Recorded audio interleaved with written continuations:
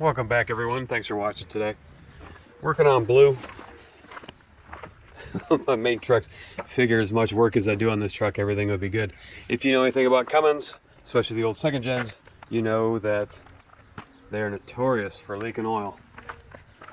Normally the plow truck was parked over here, and normally blue was parked over here. Well, as you can see, oh my lord, we got, and especially all the way back there, halfway back, we got lots of oil leaking, and that is from blue. So it leaks back by the transmission. So my first thought was it was a rear main seal. Hello, B. You smell my antifreeze?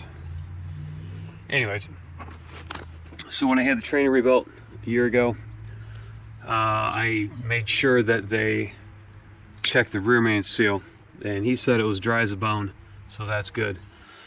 So the next culprit leads me to believe the valve cover gaskets here, because these have always had oil ever since I've had the truck, and it doesn't go away. So this is definitely a culprit. Hopefully it's the main one. So at the bottom of each of the valves here, it's got a little gasket, and I wouldn't be surprised. I know these are at least 10 years old, the gaskets. I'm not sure if the guy that adjusted my valves many years ago, I'm not sure if he replaced the valve covers or just put them back on. So these could actually be the original ones from 1994. Anyways, as you can see by the mess of oil, they need replaced. So you take this valve cover off, and there's 6 of these little smaller valve covers all the way to the back. So first thing we want to do is we want to get some engine degreaser and spray that on there and let it soak in. And then I'm going to drive the truck down to the car wash. So the heat of the engine will warm it up, and it will warm up the grease here, the oily mess, and that will help loosen it up. And then I'll spray it again with engine degreaser, gunk, foamy engine bright, all that kind of stuff. You could use kerosene with a brush, a little hand brush, and scrub it around. So there's a few different ways you can do that. I'm gonna head to the car wash. All right, so a quick update here before I go to the car wash.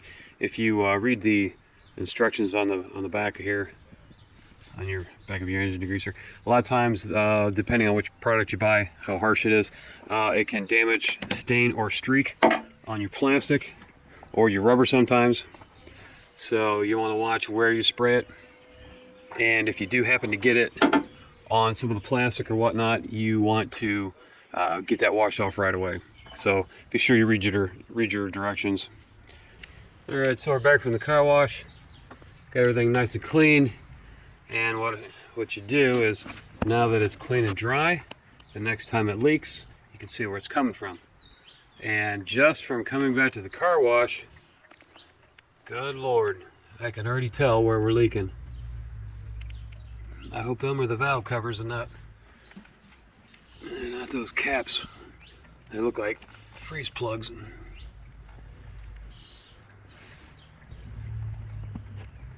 We get some right in there. And the back there. God Lord, man, we got oil. I stopped at my storage unit a third of the way back, and I didn't see anything. But another 7 minutes coming home, and good Lord, we got oil. Jeez.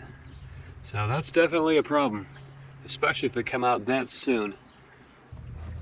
Man, I didn't know it was that bad. Yeah, jeez. No wonder I'm going through so much oil. By the time you finally get around to it, think of how much money you could have saved in oil if you try and get to it right away. So do that according to your timetable and your schedule, but sooner is better than later. All right, so it's a couple days later. I replaced the valve cover gaskets on here, and it's been long overdue since I've done the valves or had the valves done. So I think I'm gonna try and tackle that too. So I'm gonna take this cover off. So what you got is get, I think it's probably 15 millimeter, one here and one in the back. Take that off, and you can see the individual valve covers. And then I may power wash in between to get any crud out of there. We'll see how it looks. So let's go ahead and take those off. All right, so these are actually 3/4 or 19 millimeter. Now when you adjust the valves, you want to make sure you do it with the engine cold, because that's when the metal shrinks. When you try and do this on a warm engine, the clearances are going to be different because the metal is going to expand slightly and your tones are a little bit different. That's one thing I don't like about the second gen. The cowl sticks out so far. It's gonna be fun. Alright, so if you get one of them wrenches that has a ratchet in it, that would be a good bet for the one back here. Alright, so I blew this out with compressed air, get all the gunk out of here. There's 2 washers here, one on this end, one on that end. Don't lose those. I think when I hit it with the air, it blew this one off. This one's from the one on the back, so I gotta find a washer in my box to replace that. That goes right there, and then on top of that stud. So keep an eye on that. I don't know, I'll look around with a flashlight, maybe I can find that stuck down in there somewhere. So anyways, we're gonna crack these off. These are 15 millimeter. So I'm gonna check how tight this is. Wow, that's really tight. That's a hard snug in my book. I gotta push a lot on that. I don't know, maybe these were reused. Last time I had Mark adjust my valves, and maybe he just cranked them down tighter so he didn't have to put new gaskets on there. But you're only supposed to snug them, which would be like right there, and then just a tiny bit more. I don't know. So we're gonna crack these all loose, and we're gonna remember which one was what. You don't have to, but I'm going to. So Marcus, 1, 2, 3, 4, 5, 6, all the way back, and then set them aside. So I'll crack them, and then what you can do is, if they don't, let's take a look here real quick.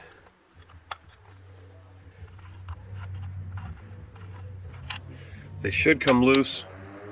If not, you may have to bump them a little bit. Okay, that one come right loose. So if you have to bump them lightly with a hammer on the corners. Don't beat on them, just enough to break that loose. Wiggle that out, and there's our valve.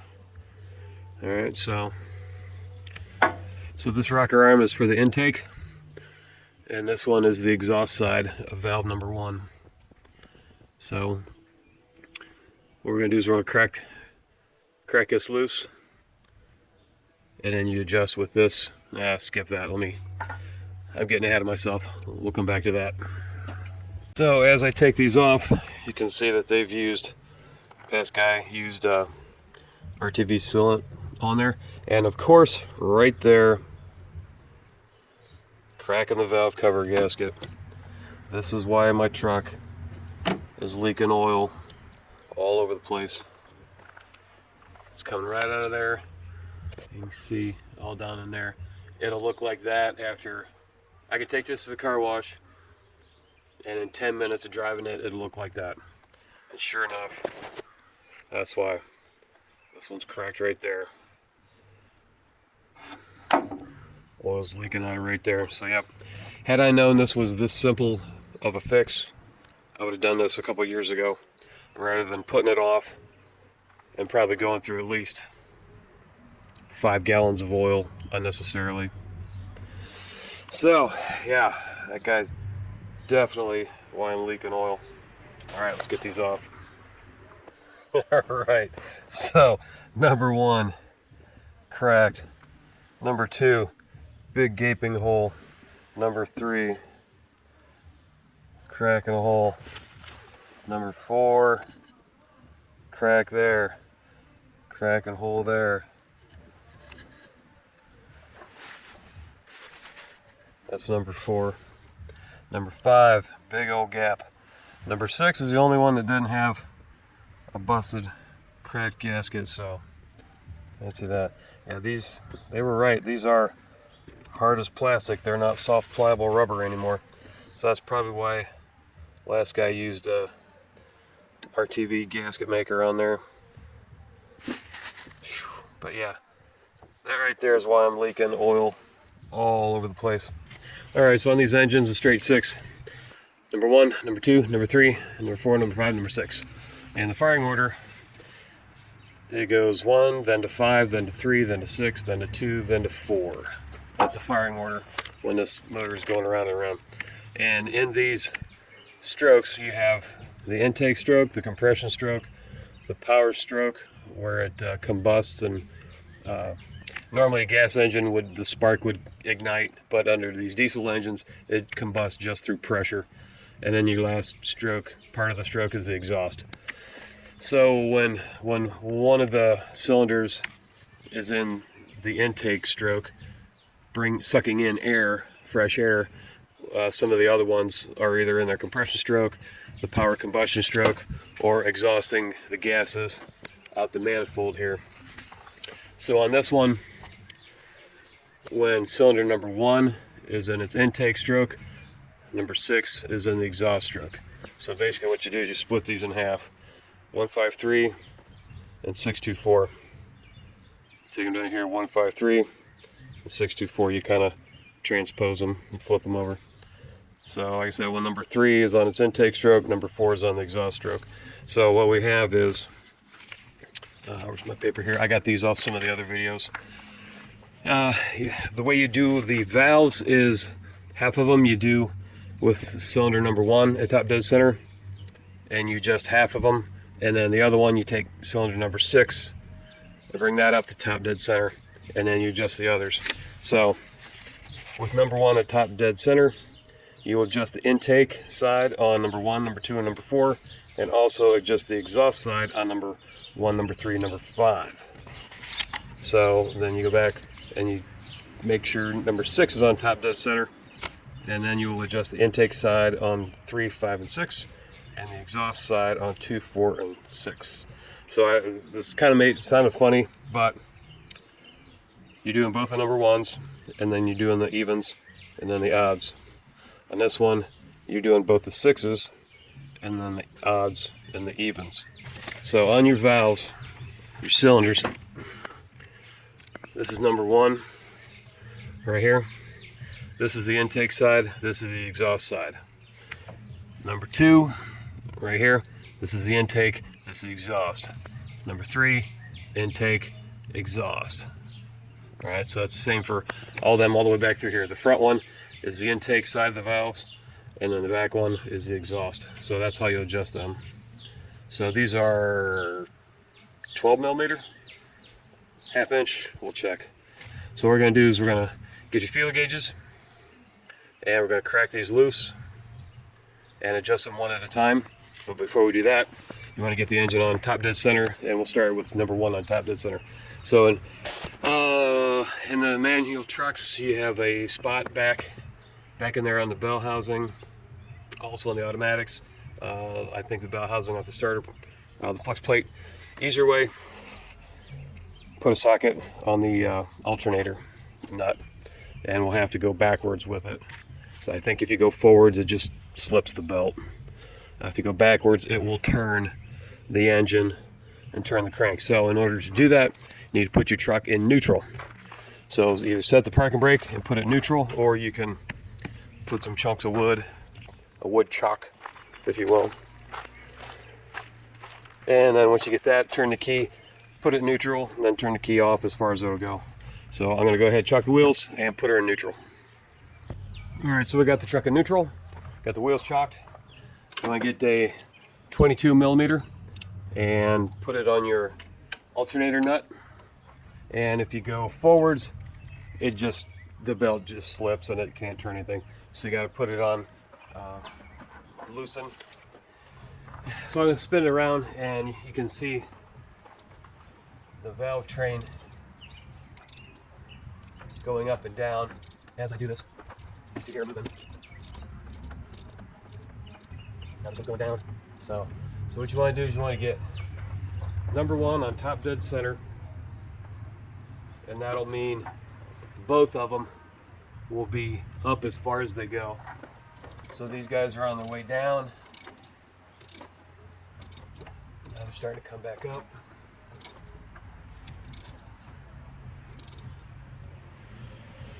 Okay, now this one's moving, starting to go down.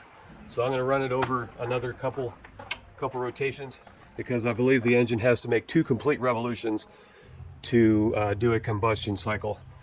So, because right now they may be up, but if I run it again, it might not be where I need it. So I'm going to run it over a few times just to make sure we're in the right spot. So hang tight.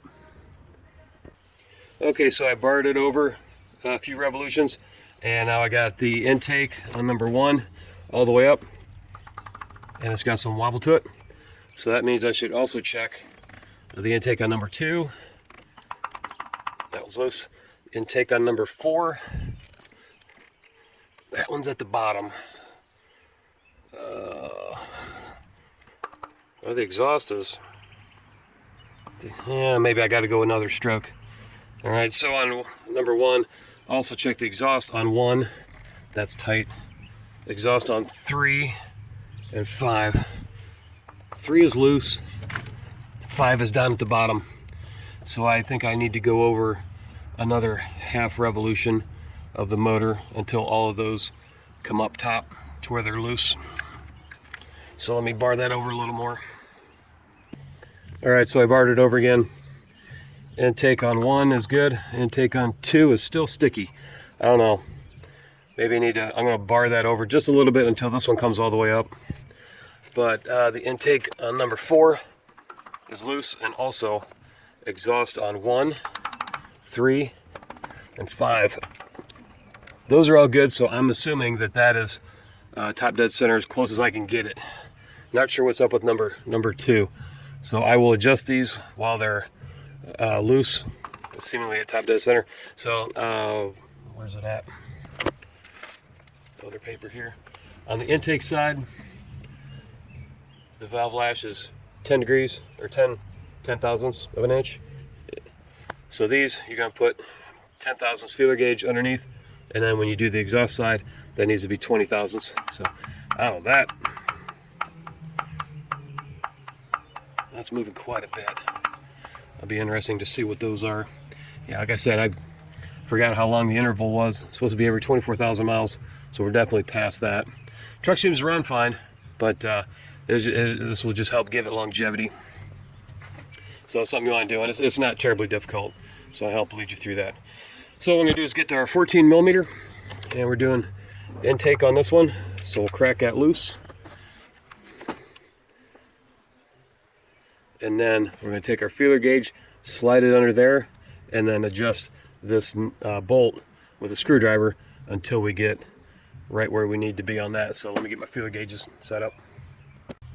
All right, so let's see if I can do this without getting my hands in the way. With a tripod, I need to be up above, looking down at it. So take your wrench, crack that loose, get your screwdriver. If you turn it one way, it'll run it down. The other way, I'll run it up. Get your feeler gauge, put it underneath here. See this, as you turn it back, it lifts that up. You turn it to tighten, it raises the rocker arm down. So I want to get our feeler gauge in there. Turn that until you can just barely slide it, but you can't feel any slop. So now the tricky part is to hold that in place, which is why I like to use this setup here. Hold that screwdriver in place, tighten that up, and then check it again. Now that tightened up just a little bit, but we can still get our feeler gauge in there with just a little bit of resistance. All right, so sometimes when you tighten this up, it'll turn the screw and that'll run the rocker down. So you have to play with it to get it to where it's just right.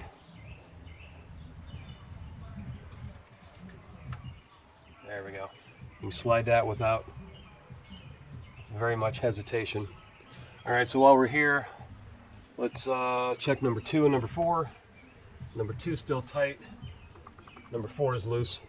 So I'm gonna snug that. Let's go back. All right, so we'll crack Oh my gosh, that's on there. Crack that loose. Put a wrench on it. Alright. Fuel gauge, 20 thousandths. This is on the back side, so it's the exhaust. I put the screwdriver in there.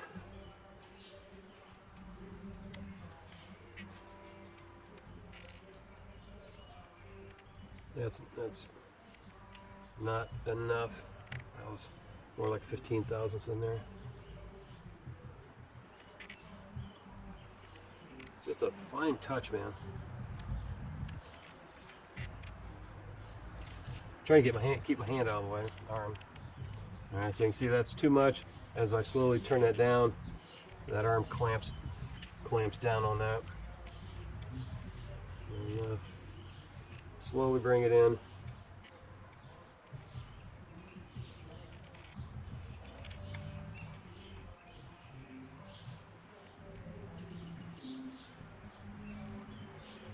Man, I need to get another set of feeler gauges. These are kind of got a little crusty on them, so I may be catching on something. There we go. All right, I'll hold that in place. Tighten that down. It looked like that moved that a little. Yep, that's tight. So I gotta crack this back loose. Yep, you can see the screw turned just slightly with that. Back it off, come down again. Keep an eye on that. That's pointing towards like 7 o'clock. I'm gonna take my screwdriver and come back just a touch to try and keep that in place. All right, that's tight.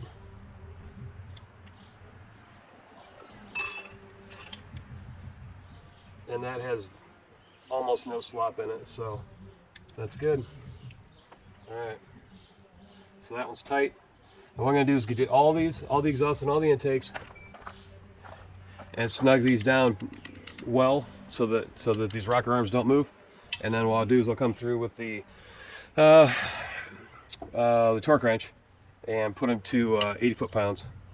So I'll go ahead and do that with all these on the chart here, 1, 3, and 5 on the exhaust side, and then bar the engine over and get number 6 on top dead center and go through all of those.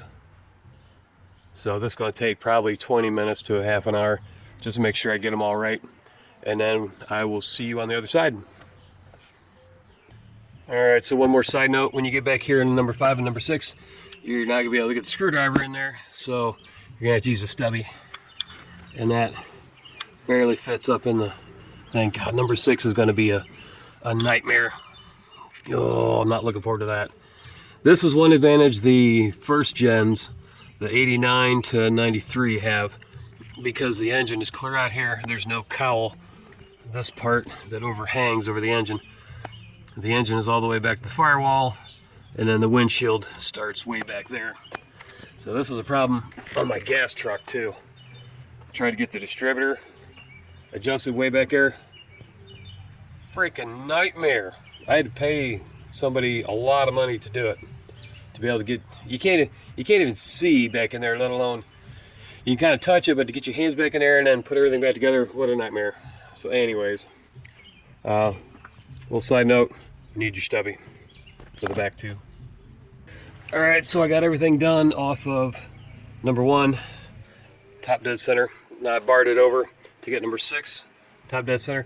The intake was loose, but the exhaust in the back was a little tight. And so what I did was I also checked the exhaust on number 4, and it was tight, and also the intake on number 3, and it was pointing down. So what I had to do was bar it over one more revolution till the exhaust side of number 6 come up, and now the intake is loose, the exhaust is loose on 6. So let's check the intake on 3 and 5.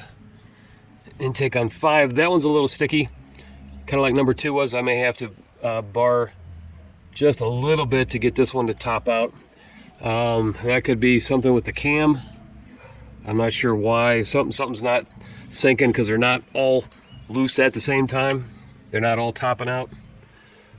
Intake on 3. That one's not loose. And then exhaust on 2, 4, and 6. The exhaust side is loose on 2 and 4, and both of them are loose on 6. So that's most of them. So that's the setting we're going to go with. So now we need to crack these all, and these two will be 10 thousandths in the front, 20 in the back. 3, 5, and 6 on the intake. So 3, 5, and 6 will all get 10 thousandths, and then the exhaust side on 2, 4, and 6. So here's number 2. Here's the exhaust side. That's loose. That'll be 20. Number 4. That'll be 20.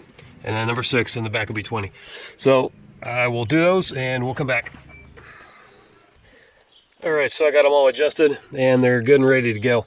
And what I got is, this thing is parked under a maple tree. So I got helicopters everywhere, and when the beauty cover was over top of the valve covers, I couldn't get in there with it's car wash. So what you should do, I was going to do, but I'm like, nah, let me see how bad it is. Take that beauty cover off and get the individual caps, and then come in between them here with the pressure washer, because I got some crud caked in right there, and some of it has gone down into the valve inside the area there. And then I got right there, I got an oil soaked helicopter I got to get out.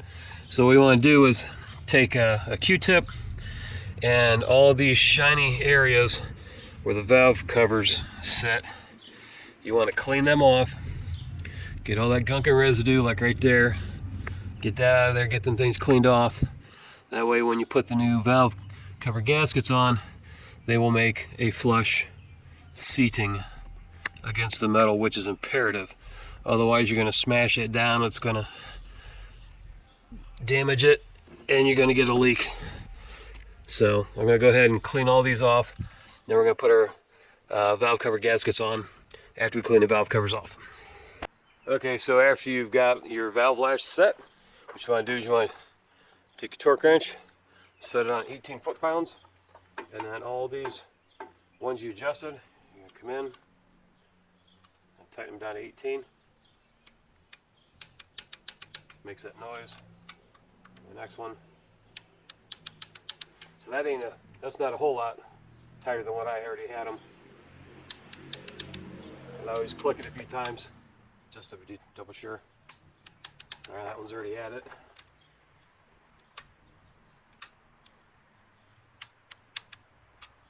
$18's not a lot. And then I'll have to take this extension off once I get underneath for 5 and 6.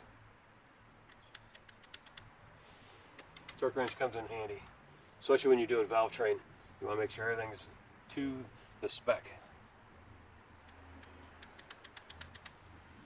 Alright, so I'll go ahead and get the back 2, and then let me show you this real quick. I'll probably mention it again, but what you want to do, pardon me, is right here on all these mating surfaces, right here, you want to take a Q-tip and clean them off real good. I already did these because there's little bits and pieces. Actually, there's a little bit on that one right there. Let's see if I can get that. You don't want anything in your way. You don't want anything to get a chance to get underneath that gasket and cause an imperfection. Because what will happen is if you got something in there, it'll clamp down on it and then it'll smush it, and then that'll make a little gap in the gasket, and that'll be the first place oil starts coming out of. So I'm going to go ahead and get the back 2, and then we're going to go back to cleaning up the valve covers and getting them all nice and tidy. Alright, so the valves are all adjusted, and the mating surface on the cylinder head, I took a Q-tip and cleaned any imperfections out. So when you get valve cover gaskets, I recommend the Cummins brand, or the Felpro is also good. I will put a link in the bottom in the description. So as you can see, these are nice and rubbery. So these have been on for At least 100,000 miles. Pull these off. This is number 6, which is actually the only good one left. All right. So yeah, this is vent up. Already broke right there. So yep, this is what happens with the old gaskets over all the many heat cycles. They get brittle, and they flex a little bit, but man, they are like crispy toast. So that's why we want new ones. All right, so what you want to do is you want to get all this crud off. All you're going to do is use a toothbrush and some brake parts cleaner and just spray a little on there and scrub it. If you have a bucket, that'll work too. You can put some kerosene in a bucket and just lay them in there and give them a bath while you're scrubbing under the kerosene. And we want to get all this cleaned off and all this crud and get a nice clean surface. So I'm going to go ahead and do that, and we'll come back.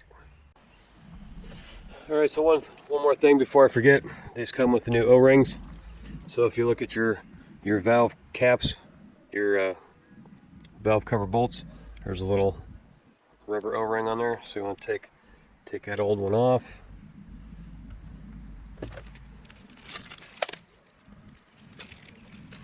Good thing I fished through the package. Well, I forgot these.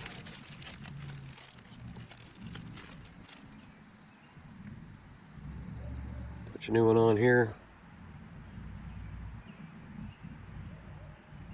Roll it on back. Get it over the shoulder first.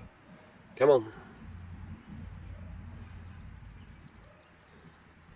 Actually, while you're here, before I do that, make sure you clean all this in here.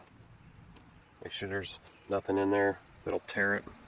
Because what'll happen is you get this on here, that goes and it seals right against that. If not, oil can start spouting out the top of that. And with that big beauty plate cover over it, you'll never see it. All right, so we got them all cleaned off and sprayed down, and we got new valve cover gaskets on it. These old ones are definitely nice and brittle. No flexibility left in those guys.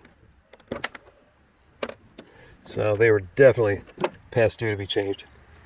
So we're going to go ahead and take these out front. We're going to start number 6, put number 6 in first, because we need a lot of clearance to get that guy in there. And got our new O-rings in too. And we just go from 6 to 1 and bolt them down. All right, let's see if I can get in here without knocking anything over. All right, so these bolts are 15 millimeter. You want to snug them and then tighten just a little more. All right. So where it has the big dip, that goes towards the back. So I think, well, I don't know. We'll try it. I'll probably have to put this in first and then put the nut and bolt on. Because that, I got to get this way up in the air to get it over this. All right, and then the bolt will center itself.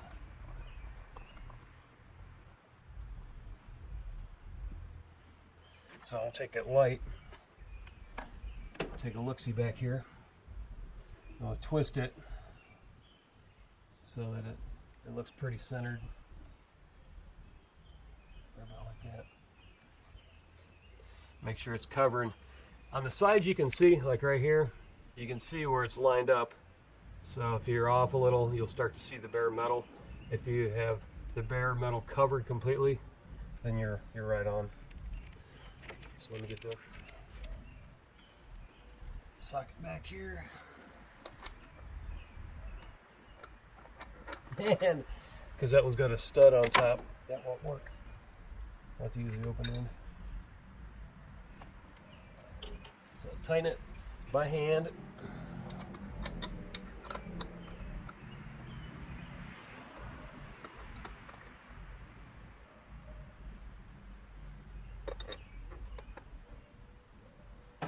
You can also watch how much it squishes as well when you're tightening it up.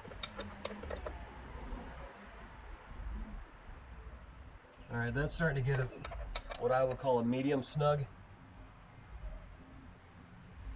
So I'm going to stop there. I want to move this. And I can move that a little. I'm going to tighten that up just enough to where you can't move the valve cover side to side.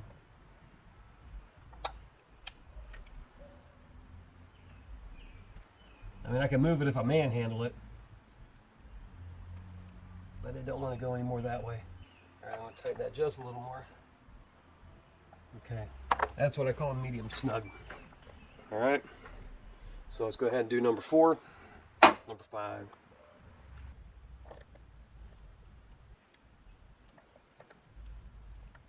All right, I can still move that by hand. Easy to move that because I can get good leverage on it. This way it's a little harder. All right, let me check the angle this way.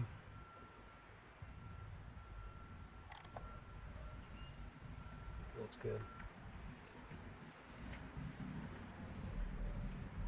All right, that's pretty hard to move, so I'm gonna call that one good. All right, so I'm just gonna do the rest of them, and then we'll come back. All right, so once we got all that done, I'm gonna check them. I can't move that at all, just tight enough to where you can't move them at all. Now, when you're putting these on, make sure you watch out if you got vacuum lines. I got a vacuum line going across there, and make sure you don't hit your fuel lines. You know, make sure you get everything out of the way. Put them on. So what I'm going to do is I'm going to fire it up, and I'm going to leave the cover off, you know, the top cover, because I want to be able to look down in there and see if they're leaking. So what I'll probably do is fire it up and look for leaks that come out immediately, and if I don't see any, we're good for now. If they do start to seep or leak, what you can do is, if you see it leaking out there, I know I've cleaned all the surfaces on the cover and the engine block, so what you can do is snug these bolts down just a little bit, see if that stops your leak. Hopefully it will. It should. And then what I'll do is I'll take it to the car wash and pressure wash all this out of here, all this oil. That way I can see if there's any new leaks. So ideally I probably should have done that, but I wanted to work today on a cold engine. If I go out to the car wash and wash it off and come back, then I have to leave it set for 2 hours for it to cool down, and by then, you know, it's getting to be dark already. We wouldn't have been halfway done. All right, so checked everything. Number 1, make sure you get your wrench off of your alternator. Make sure you get that out of there. So that'll be a big surprise if you fire up the engine with that thing sitting in there. So everything looks clear. Check over here. I've got so much oil on this motor. Just, oh, I should have done this such a long time ago. All right, let's fire it up.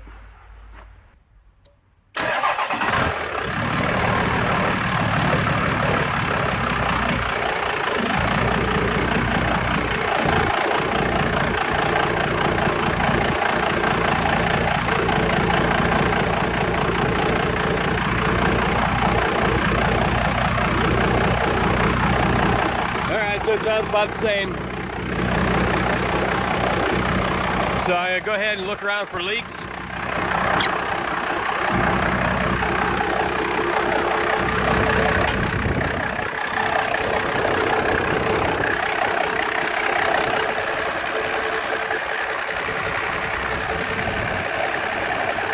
lot of it was in the sides right here. So I was especially going to look at that.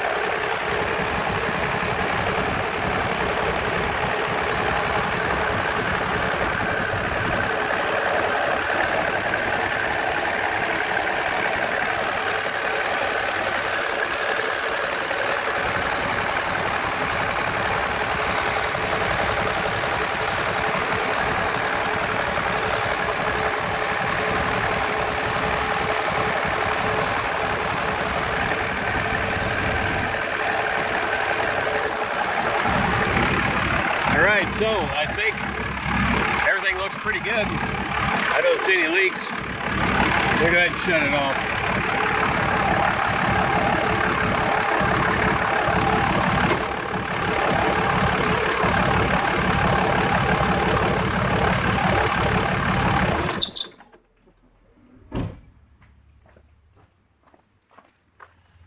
All right, so what you should do next is you should run it for about 5-10 minutes actually. And what you're going to do is, my leaks were right at the valve covers. So I want to look around those valve covers and make sure it's all pretty blue. And if there's any wetness below where it's trying to seep out below the gasket and down into these valleys. So like I said, once you get a few heat cycles in it, you know, drive for 20-30 minutes and let it cool down. Drive it later in the day and basically just get all this stuff to heat and contract a few times. Then check for any leaks, and then you may have to snug these bolts down a little bit more once you've gone through a few heat cycles. And once you're satisfied, you know, over a few days to a week that you don't have any new leaks, you should be good. And as long as your motor sounds the same, keep an eye on that. Keep an eye on your oil pressure. Make sure don't make any funny noises, and should be good to go. All right, so I went to the car wash the other day, washed it off best I could, and I want to take a look at it. It's only had maybe half an hour since, but things look a lot better. I'm gonna go, I got a lot of mowing today, a lot of stop and start, so today will be a good test to see how well it cured all the leaks up here. I'm still getting a little. It's maybe 25-30% of what it was dripping on the ground, so that's most likely somewhere else. So far so good. All right, so here's the update a week afterwards. I've driven it 4 days doing my mowing route, and much better. Still got a little, seems like a little weeping, but it is 100 times better. Still got a little bit back there. So what that could mean is I need to snug these caps down, the valve covers just a little more. Alright, so it's a lot better than it used to be, and evidenced by up here, it's a lot less than it was. So apparently I most likely have oil leaking from somewhere else. So for this project, we're going to call that a success. Thanks for watching, everybody. Got any comments or questions, you know what to do. Thanks for watching. Bye-bye.